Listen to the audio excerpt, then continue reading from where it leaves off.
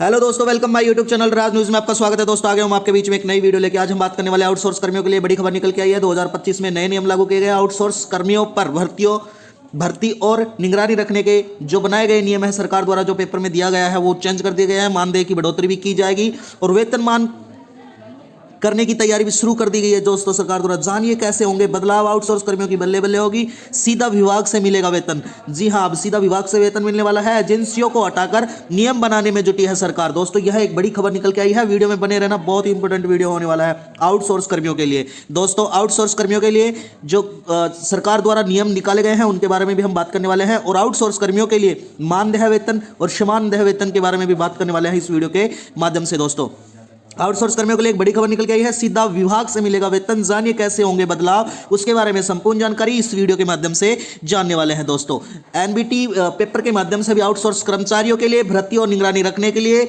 बनेंगे नियम। सेवा शर्तें एवं सुविधा को बेहतर करने के लिए फायदेमंद होंगे। ये सरकार के जो नियम निकले हैं उनके बारे में विस्तार से हम इस जो पेपर में जितने नियम हैं उनको विस्तार से नीचे पढ़ने वाले हैं। हाल ही में आउटसोर्स कर्मचारियों के लिए एक महत्वपूर्ण खबर सामने आई है। इस खबर में के अनुसार आउटसोर्स कर्मचारियों को सीधा विभाग से वेतन मिलने की संभावना है। जी दोस्तों, यह बदलाव न केवल कर्मचारियों के फायदेमंद होगा बल्कि उनके पूरे आउटसोर्स प्रणाली में एक बड़ा परिवर्तन हो सकता है दोस्तों। और इस वीडियो के माध्यम से या इस लेख के माध्यम से मैं आपको समझाने वाला हूं। हम इस नए बदलाव के बारे में विस्तार से जानेंगे। हम समझेंगे कि यह बदलाव क्यों किया गया और इसका क्या प्रभाव पड़ेगा कर्मचारियों पर और यह कैसे लागू किया जाएगा। साथ ही हम यह भी जानेंगे कि दोस्तों बदलाव में आउटसोर्स कर्मचारियों के जीवन में क्या बदलाव होने वाले हैं, उनके बारे में भी संपूर्ण विवरण इस वीडियो के माध्यम से हम जानने वाले हैं। आउटसोर्स कर्मचारी क्या है? आउटसोर्स ऐसी प्रक्रिया है जिसके कोई कंपनी या संस्था अपने कुछ कार्यकर्ताओं को किसी बाहरी एजेंसी या कंपनियों को सौंप देता है। यह प्रक्रिया कई चरणों में होती है दोस्तों। जैसे मैं आपको बता देता हूं, यानी कि लागत कम करने के लिए दूसरी कंपनियों को सौंप देते हैं या किसी एजेंसी के माध्यम से विशेष लाभ प्राप्त करने के लिए और कोर बिजनेस का ध्यान केंद्रित करने के लिए और लालचपन बढ़ाने के लिए भी यह रखा जाता है। आउटसोर्स कर्मियों के कुछ सामान्य उदाहरण हैं जैसे कॉल सेंटर सेवाएं, IT रिपोर्ट्स और एक्लेंटिंग और पेट्रोल्स जैसे और ब्रेटिंग और सोशल मीडिया मैनेजमेंट जैसे कार्य होते हैं। दोस्तों आउटसोर्स कर्मियों के लिए जो ओवरव्यूज है उसके बारे में जान लेते हैं। पहल और क्या विवरण रखा गया है सरकार द्वारा। परिभाषा में किसी भी बाहरी एजेंसी को काम सौंपना आउटसोर्स कर्मियों के लिए उद्देश्य है लागत को कम करना या विशेषता लाभ प्राप्त करना, यानी कि विशेष रूप से कोई लाभ प्राप्त करने के लिए ऐसा किया जाता है। और दोस्तों लाभ के लिए लालचपन और कोर बिजनेस पर फोकस करना होता है। चुनौतियां गुणवत्ता और नियंत्रण संचालन की समस्या हो सकती है। मुख्य क्षेत्र कौन से होते हैं? IT और जो कस्टमर स्पोर्ट्स है उसके होते हैं।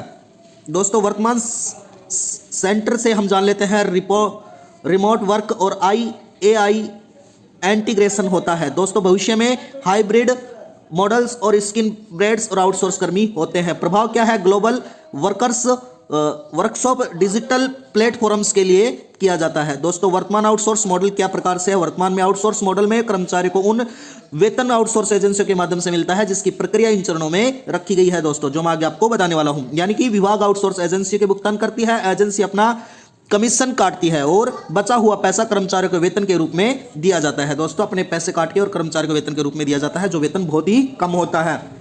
इस मॉडल में कुछ फायदे होते हैं, यानी कि इस मॉडल से जो सरकार को फायदे होने वाले हैं। विभाग में HR मैनेजमेंट की चिंता नहीं करनी पड़ती है। कर्मचारियों की संख्या में लालचपन रहता है, यानी कि कर्मचारी संख्या में भी लालचपन रहता है। इनके लिए कुछ नुकसान भी हो सकते हैं। कर्मचारियों को कम वेतन मिलता है और जॉब सिक्योरिटी भी कम होती है, यानी कि जो जॉब कर रहे हैं, जो काम कर रहे हैं उसकी सिक्योरिटी भी कम होती है। बेनिफिट्स और प्रॉब्लम्स भी ज़्यादा, संभावनाएं कम होती हैं, यानी कि कोई बेनिफिट्स की और संभावना भी बहुत कम होती है। और जो प्रस्तावित नया मॉडल्स के क्या तैयार किया गया है? नया प्रस्तावित मॉडल में आउटसोर्स कर्मचारियों को सीधा विभाग से वेतन मिलेगा। इसके लिए पीछे जो कारण है वो हम जान लेते हैं। यानी कि यह सीधा वेतन के लिए कर्मचारी कल्याण, कर्मचारियों को बेहतर वेतन और लाभ मिलेगा और पारदर्शिता, वेतन वितरण प्रणाली की प्रक्रिया अधिक पारदर्शी होने वाली है दोस्तों। और जो मॉडर्निंग है उसमें कर्मचारियों का मनोबल बढ़ेगा जिससे उसका प्रदर्शन बेहतर हो सकता है। और कटिंग्स क्या है? उसमें बिचौलियों का खर्च भी होना, पैसा बचेगा। यानी कि किसी के थ्रू लगते थे और वो अपने पैसा खा जाते थे, वो भी अब पैसा बचेगा।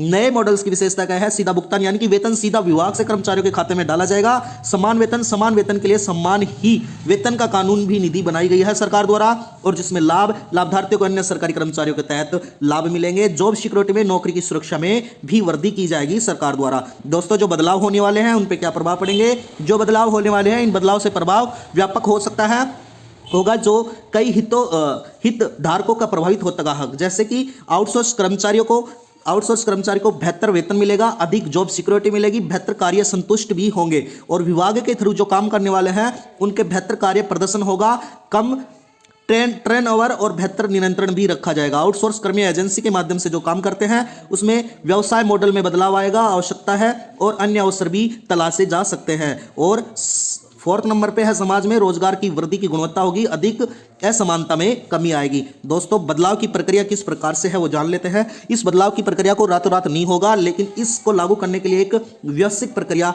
अपनाई जाएगी सरकार द्वारा, जो इस प्रकार से है। दोस्तों, यानी कि नीति निर्माण, सरकार द्वारा नई नीतियों का निर्माण एवं अनुमोदन किया जाएगा। कानून ढांचा, यानी कि आवश्यक कानून बदलाव में लागू किया जाएगा। दोस्तों, पायलट प्रोजेक्ट में सरकार ने कुछ चुनिंदा विभागों को पायलट प्रोजेक्ट से शुरू किया गया है, और जो ब्रीड बैंक और सुविधा है, पायलट प्रोजेक्ट में मिलकर फीड बैंक का आधार भी सुधारा जाएगा। और व्यापार कार्य कल्याण क्या रहेगा? इसमें विभागों का धीरे धीरे लागू किया जाएगा। इस लेख के माध्यम से या इस वीडियो के माध्यम से सुचारात्मक उद्देश्य से बनाई गई है। हालांकि यह सटीक जानकारी प्राप्त करने का प्रयास किया गया, फिर भी यह सुनिश्चित करना महत्वपूर्ण है कि दोस्तों, इस नीति को प्रस्तावित अवस्था में और इसके लागू करने के समय लग सकता है। कृपया किसी भी कार्रवाई करने से पहले आधिकारिक स्रोतों की पुष्टि करें, और नीति नियमों का बदलाव हो सकता है, इसलिए न्यूनतम जानकारी को प्रतिबंध विभाग के संपर्क करके आप इसके माध्यम से संपूर्ण जानकारी प्राप्त कर सकते हैं। दोस्तों, तो आप इसको अधिक जानने के लिए किसी भी आधिकारिक वेबसाइट पे जाके